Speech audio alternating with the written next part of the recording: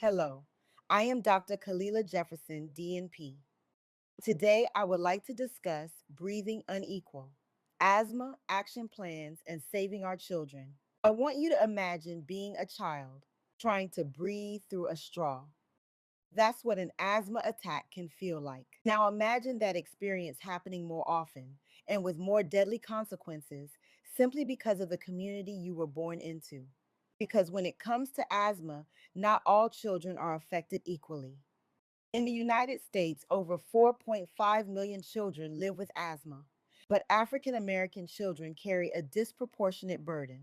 They are 60% more likely to have asthma and over 7 times more likely to die from asthma compared to white children, 4.5 times more likely to be hospitalized. Let that sink in. This is not just a medical issue, it is a health equity issue. So, what's driving this? Let's start with triggers. Asthma is not random, it is reactive.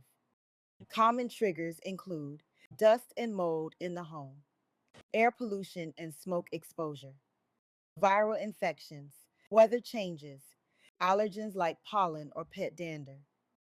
And here's the reality: children living in under resourced communities are more likely to be exposed to these triggers.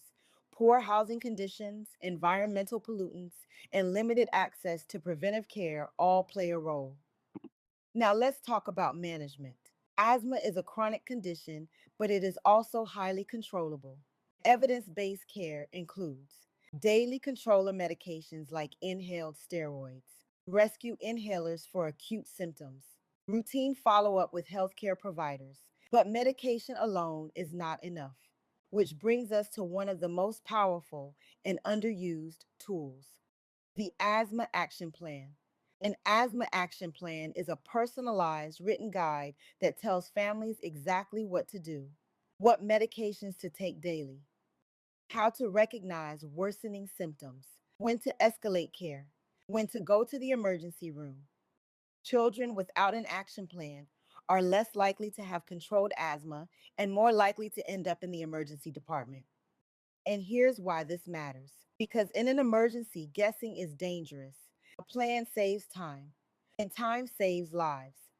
Now let's go deeper. Why are African American children still dying at higher rates? The answer is not biology alone. It's access, it's education, it's systemic gaps in care. Black Americans overall are 2 to 3 times more likely to die from asthma than other groups.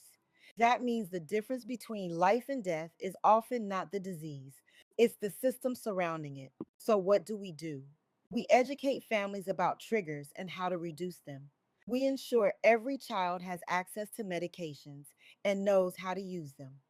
We normalize asthma action plans, not as optional paperwork, but as essential protection.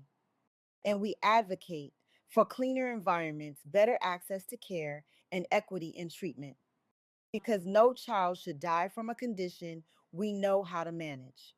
No parent should lose a child because they didn't have a plan. Asthma may affect the lungs, but inequality affects outcomes.